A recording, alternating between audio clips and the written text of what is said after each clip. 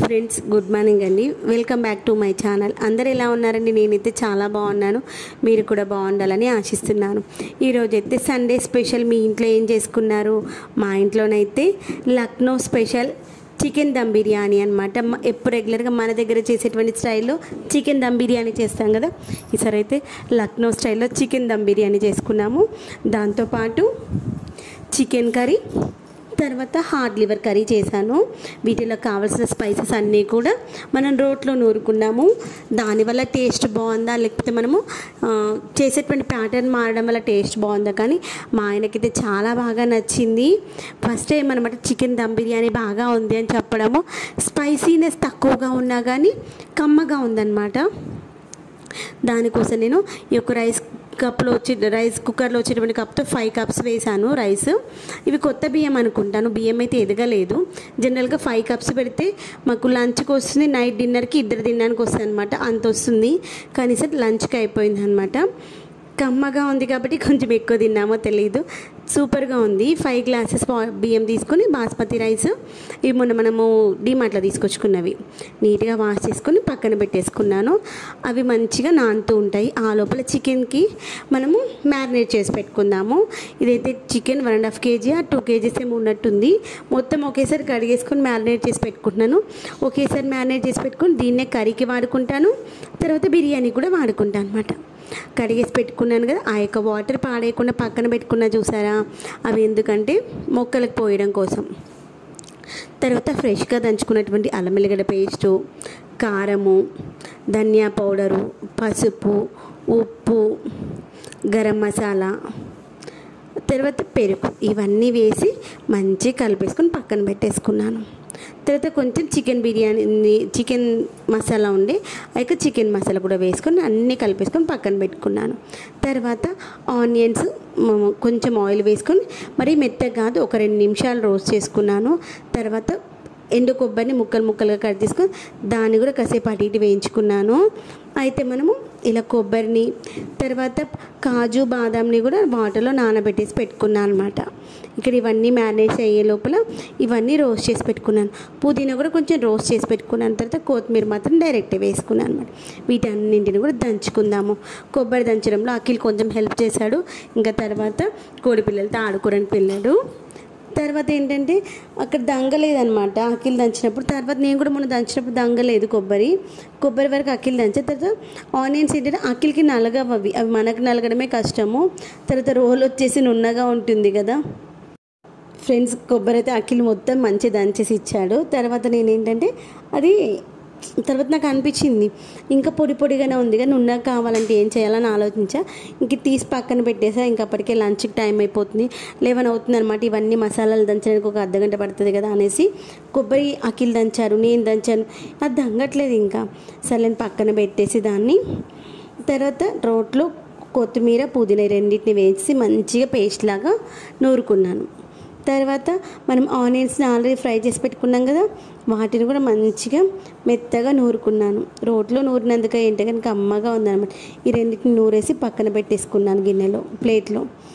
తర్వాత ఇక్కడ నేను నూరుతూ మధ్యలో మళ్ళీ వెళ్ళేసి కర్రీ కూడా చూసుకుంటున్నాను అనమాట. ఎందుకంటే ఇక్కడ మనకు కావాల్సిన ఏంటి, ఆనియన్ పేస్టు, తర్వాత ఈ యొక్క కొత్తిమీర పుదీనా పేస్ట్ కదా, అవి రెడీ అయిపోయినాయి. తర్వాత మనము ఈ యొక్క కాజు బాదాము తర్వాత వచ్చేసి కొబ్బరి పేస్ట్ చేసుకోవచ్చు అనేసి పక్కన పెట్టేశాను. తర్వాత ఇక్కడైతే బిర్యానీ కోసం ఫస్ట్ చిన్న గిన్నెలో కర్రీలాగా తయారు చేసుకొని తర్వాత బిర్యానీ కోసం పెద్ద గిన్నె తీసుకోవాలన్నమాట, ప్రాసెస్ అది. తర్వాత బిర్యానీకి రైస్ కావాలి కదా, రైస్ కోసం అంటే ఎక్కువ వాటర్ వేసి దాంట్లో రుచికి తగినంత సాల్ట్ వేసుకొని అన్ని ఆల్ స్పైసెస్ వేసుకొని అక్కడ నీళ్ళు మరుగుతూ ఉన్నాయి. పక్కన వచ్చేసి కుక్కర్లో నేను హార్డ్ లివర్ కూడా చేస్తున్నాను. హార్డ్ లివర్ కోసం కూడా దాంట్లో కూడా ఆయిల్ వేసి పెట్టుకున్నాను. దాంట్లో కూడా ఇది ఏంటంటే పుదీనా పేస్ట్ అనమాట, పుదీనా కొత్తిమీర పేస్ట్. ముందుగా ఆయిల్ వేడిన తర్వాత దీంట్లో మొత్తం అన్ని ఆయిల్ స్పైసెస్ వేసి అవి వేగుతూ ఉన్నప్పుడు కొత్తిమీర పుదీనా ఉంది కదా వాటి యొక్క పేస్ట్ వేయాలి. వేసి అది వేగిన తర్వాత మనం ఉల్లిగడ్డ పేస్ట్ ఉంది కదా అది కూడా వేసుకొని అవి రెండు కూడా పచ్చి వాసన పోయేంత వరకు వేయించుకోవాలి. అలా వేయించుకున్న తర్వాత మెయిన్ దీనివల్లనే టేస్ట్ చాలా బాగుందన్నమాట. ఇది పచ్చివాసన పోయిన తర్వాత మాత్రమే మిగిలిన ఇంగ్రీడియంట్స్ వేసుకోవాలి. ఇలా మంచి దగ్గర పడుతుంది చూసారా, దాంట్లో ఉన్నటువంటి వాటర్ అంతా పోయి మనకు ఆయిల్ పైకి తేలుతుంది కదా. ఈ స్టేజ్లో మనం అల్లం వెల్లిగడ్డ పేస్ట్ వేసుకోవాలి. పసుపు కావాలంటే వేసుకోవచ్చు, లేకపోతే లేదు, ఎందుకంటే మ్యారినేషన్లో ఆల్రెడీ పసుపు వాడాం కాబట్టి. ఇక్కడ నేను ఏంటంటే హార్ట్ లివర్లో పాలకూర వేసా, మస్తు ఉంటుంది అసలు. పాలకూర కంటే గోంగూర వేసుకున్న, కొత్తిమీర పుదీనా ఎక్కువగా వేసుకున్న మస్తు ఉంటుంది. ఆ యొక్క పాలకూర వేసేసి అది మంచిగా మగ్గనీయడం కోసం మూత పెట్టేశాను. ఆ లోపల ఇది మంచిగా దగ్గర పడిపోయిందిగా. దీంట్లో కొంచెం అల్లం వెల్లిగడ్డ పేస్ట్ వేసుకుందాం, ఎందుకంటే ఆల్రెడీ అక్కడ మ్యారినేషన్లో చాలా ఎక్కువగానే వేసాం కాబట్టి ఇక్కడ కొంచెం చూసుకొని ఓన్లీ ఒక 2 స్పూన్స్ వేసుకొని ఇది పచ్చివాసన పోయిన తర్వాత మనం ఏం చేయాలి అంటే ఆల్రెడీ చెప్పండి.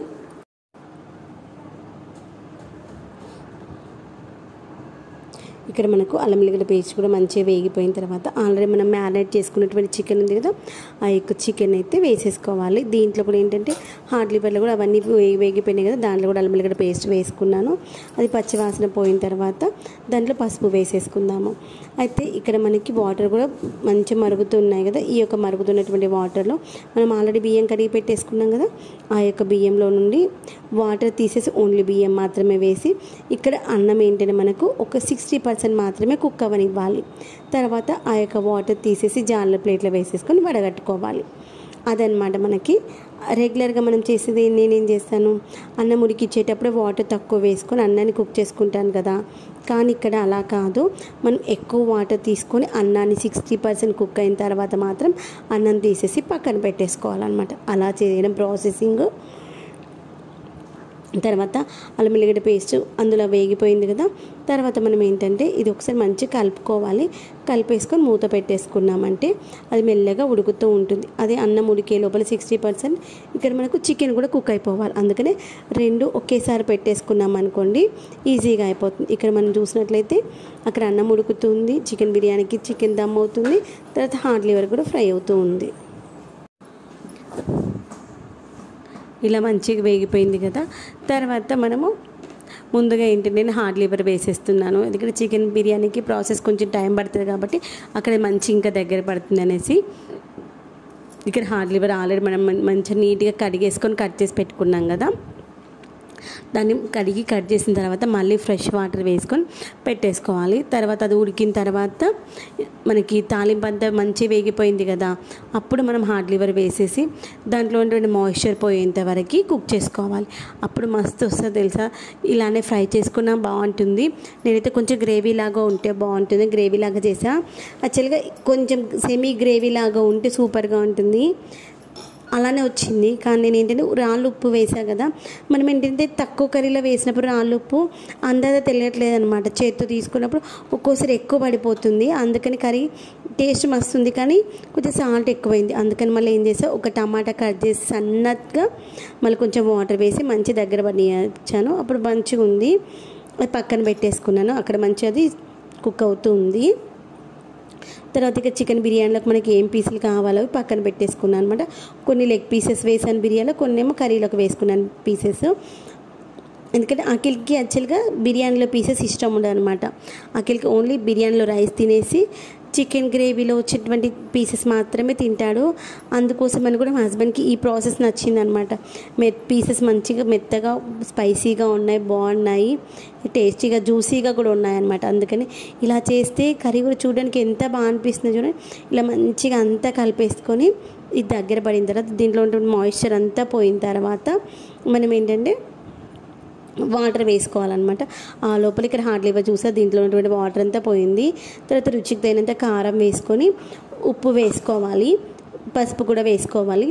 ఎందుకంటే మనం ఇక్కడ పసుపు ఏం వేయలేక బిర్యానీలో అంటే పసుపు మనకి ఆల్రెడీ మ్యారినేట్ చేసినటువంటి పసుపు సరిపోతుంది కాబట్టి అక్కడ వేయలేదు. దీంట్లో పసుపు వేసుకొని కారం కూడా వేసి కొంచెం కొబ్బరి పౌడర్, మనం రోట్లో నూరినటువంటి కొబ్బరి పౌడర్ వేసుకొని, రోట్లో నూరినటువంటి కొబ్బరి పౌడర్ ఉంది కదా, ఆ యొక్క కొబ్బరి పౌడర్ వేసి రుచికి తగినంత వాటర్ వేసుకున్నాను మనకు కావాల్సినంత.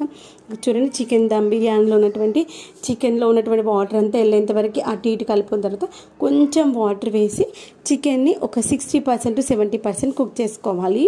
అలా కుక్ చేసుకుంటే చికెన్ దమ్ బిర్యానీ సూపర్గా ఉంటుందన్నమాట. దీంట్లో కూడా ఉప్పు కారం వేసేసుకున్నాను. ఈసారి అయితే మనకి కారం తక్కువగా ఉన్నా కానీ కమ్మగా ఉన్నాయన్నమాట కర్రీస్ అయితే. నా కారం ఏంటంటే కారం చూడడానికి డార్క్గా ఉంటుంది కారము, కానీ కారం అంత ఎక్కువగా ఏముండదు, స్పైసీనెస్ తక్కువగానే ఉంటుంది. మన కారం మిరపకాయలను బట్టి కూడా కారంకి కలర్ వస్తుంది కదా. మనం తీసుకొచ్చేటువంటి మిరపకాయలు ఏంటంటే సిద్దిపేటలో తీసుకొస్తాం అనమాట మేము మిరపకాయలు. అక్కడ ఒకటి గిర్ని ఉంటుంది, దాంట్లో మనకు ఏ మిరపకాయలు కావాలంటే అవి మనకు అప్పటికప్పుడు వాళ్ళు నీట్గా తొడిమలు తీసేసి గిర్ని పట్టించేసి ఇస్తారనమాట.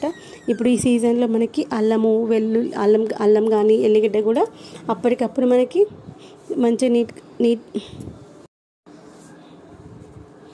తర్వాత మనం ఏంటంటే చికెన్ బిర్యానీలోకి ఈ యొక్క కాజు బాదాం మంచిగా నానబెట్టేసి ఈ పేస్ట్ వేసినాం కదండి, దీనివల్ల కూడా కమ్మగా ఉంది కర్రీ అంటుంది. మనకి కొంచెం జ్యూసీగాను కొంచెం కమ్మగా అనిపించింది అనమాట.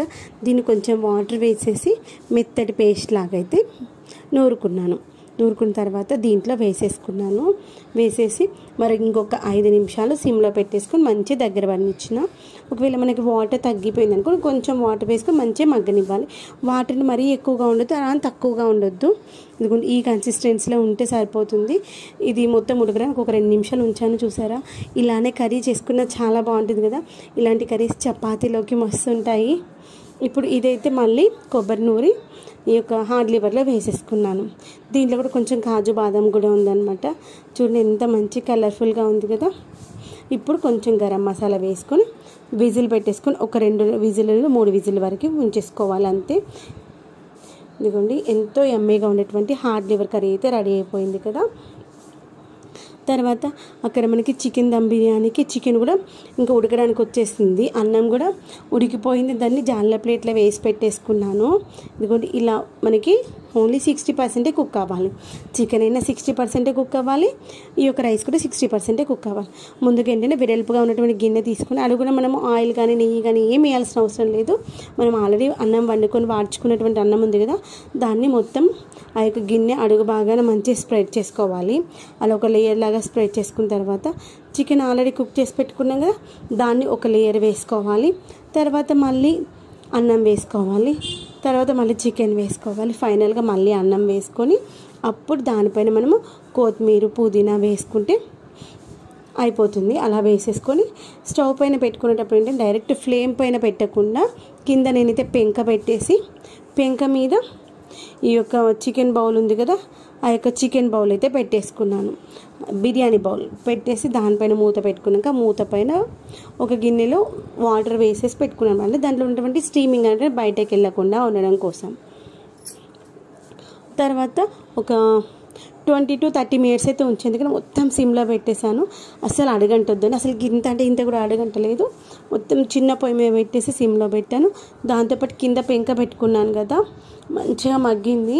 మనం వేసిన స్పైసెస్ అంతా కూడా అన్నానికి బిర్యానీకి మంచిగా ఈక్వల్గా పట్టుకున్నాయి, బాగుందన్నమాట. ఇదిగోండి మనం ఇంకా దీంట్లో ఆయిల్ కానీ నెయ్యి కానీ వేయాల్సిన అవసరం లేదన్నా కదా.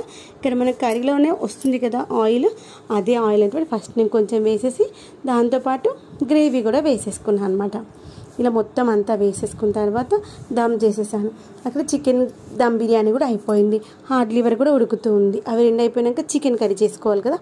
చికెన్ కర్రీ కూడా సేమ్ ఇదే ప్రాసెస్లో చేశాను, కానీ ఇక్కడ పుదీనా కొత్తిమీర పేస్ట్ అయితే లేదు కాబట్టి ముందు ఏం చేశాను అంటే పోపు వేసుకున్న తర్వాత మనకి ఆనియన్ పేస్ట్ కొంచెమే ఉంది, అందుకని ఉల్లిగడ్డలు కొంచెం సన్నగా కట్ చేసుకొని ఉల్లిగడ్డలు వేసి ఆనియన్ పేస్ట్ వేసేసుకొని మనం ఫ్రెష్గా దంచుకున్న అల్లం ఎల్లిగడ్డ పేస్ట్ వేసుకొని మ్యారినేట్ చేసుకున్న చికెన్ వేసేసి మనం ఇప్పుడు దంచుకున్నటువంటి కాజు బాదం కొబ్బరి పౌడర్ వేసుకొని మంచిగా మగ్గించుకున్నాను అంతే. చికెన్ కర్రీ కూడా అయిపోయింది. మీకు కారం చెప్పాను కదా, మనకు మంచిగా కారము ఏంటి ఇప్పుడు ఆన్లైన్లో కానీ ప్యాకింగ్ కారాలు అవి తీసుకునే కంటే ఇలా మనకి దగ్గరలో వీలుంది అనుకుంటే ఇలాంటి కారం తీసుకుంటే బెటర్ అనిపిస్తుంది. నా దగ్గర ఒకవేళ పేపర్ ఉంటే ఉంది, ఆ పేపర్ మీకు ఫోటో తీసి షేర్ చేస్తాను. ఒక నిమిషం, ఇది పేపర్ అదేనా? ఓకే. ఆస్క్ మిర్చి ఫ్లోర్ మిల్, ఈ బ్రాంచెస్ వచ్చేసి మనకి సిద్దిపేటలో ఉంది, కామారెడ్డిలో ఉంది, గజ్వేల్లో ఉందన్నమాట. ఫోన్ నెంబర్తో సహా అన్నీ నేను మీతో షేర్ చేసుకుంటాను. ఏంటంటే మనము ఇలాంటి కారాలు ఈజీ అనమాట. మనకు ఒక 10 నిమిషాలు మనం వెళ్ళి ఏ మిరపకాయలు కావాలంటే ఆ మిరపకాయలు ఏంటంటే అక్కడ మనకి ఏమేమి ఉంటాయో చెప్తా చూడండి. మిర్చీలు, తోటకాయలు ఉంటాయి, రాగడి కాయలు ఉంటాయి, C5 కాయలు ఉంటాయి, మిర్చి, తేజ మిర్చి, ధర్మాబాద్ మిర్చి, ఖమ్మం మిర్చి, వరంగల్ మిర్చి, గుంటూరు మిర్చి, తర్వాత ఇట్ట మిరపకాయలు, ఏది కావాలంటే అది ఉంటాయన్నమాట. మన కళ్ళ ముందరే మనకి వాటి యొక్క తొడిమెలు తీసేసి అది జోకి ఇస్తారనమాట. అంటే మనకి ఇప్పుడు 10 కిలోలు కావాలనుకోండి, 10 కిలోలు మన ముందరే తీసుకొని జోకి మనకి ఏది కావాలి, ఒకవేళ 10 కిలోల్లో కొన్ని సన్నకాయలు కొన్ని దొడ్డికాయలు కూడా మిక్స్ చేసి పట్టిస్తారనమాట. ఎందుకంటే మొత్తం అన్ని సన్నకాయలన్నా కారం ఎక్కువ తినలేక చచ్చిపోతాము. అలాంటి దొడ్డికాయలు పట్టించుకున్నాం అనుకోండి కారం ఉండవు. కాబట్టి ఒక 10 కిలోలు దొడ్డికాయలు తీసుకుంటే మొత్తం 10 కిలోలు కావాలనుకోండి, ఒక 8 కిలోలు దొడ్డికాయలు తీసుకుంటే ఒక 2 కిలోలు సన్నకాయలు అలా మిక్స్ చేసుకొని పట్టిస్తారు. వాళ్ళే చెప్తారు మీకు మీరు తినే స్పైసెస్ని బట్టి మనకు ఏదెంత తీసుకోవాలి దాన్ని బట్టి మనం పట్టించుకోవచ్చు. అలానే అల్లం కానీ, ఎల్లిగడ్డ కానీ, తర్వాత వచ్చేసి ఉల్లిగడ్డ, ఇవన్నీ కూడా హోల్సేల్ రేట్స్లో దొరుకుతాయి. మనకిప్పుడు పెళ్ళిళ్ళ సీజన్ కావచ్చు, లేకపోతే ఇప్పుడు పచ్చళ్ళ సీజన్ కదా, అక్కడ మనకి ఒకవేళ ఒక 10 కిలోల అల్లం ఎల్లిగడ్డ కావాలనుకుంటే పెళ్ళికి అప్పటికప్పుడు మనకి పొట్టు తీసేసి మంచిగా రుబ్బేసి ఇస్తారనమాట. అలాంటి ఫెసిలిటీస్ ఉన్నప్పుడు మన కళ్ళ ముందర జరిగేది ఈజీగా ఉంటుంది కదా. మన ప్యాకెట్స్లో బాగుంది అనుకుంటాము, దానికంటే మనము వీలైతే అక్కడికి వెళ్ళి తీసుకోవచ్చు. మీకు ఒకవేళ కావాలంటే ఫోటో షేర్ చేస్తాను, దాని నా దగ్గర పాంప్లెంట్ ఉంది. మేము ఇప్పుడు కూడా అక్కడే తెచ్చుకుంటాం అనమాట. సిద్దిపేటలో కామారెడ్డిలో కూడా ఉందండి, నాకు తెలియదు. ఎందుకంటే అమ్మ వాళ్ళది కామారెడ్డి, కానీ అమ్మ వాళ్ళు మేము వేరే దగ్గర తెచ్చుకుంటాం అనమాట. అమ్మ వాళ్ళు ఉన్న రోజులు మాకు పొలంలో వచ్చి తీసుకునే వాళ్ళం కదా. ఇప్పుడైతే అన్నయ్య వాళ్ళు ప్యాకెట్ కొంటారా లేకపోతే ఊర్లో తెచ్చుకుంటారో తెలియదు.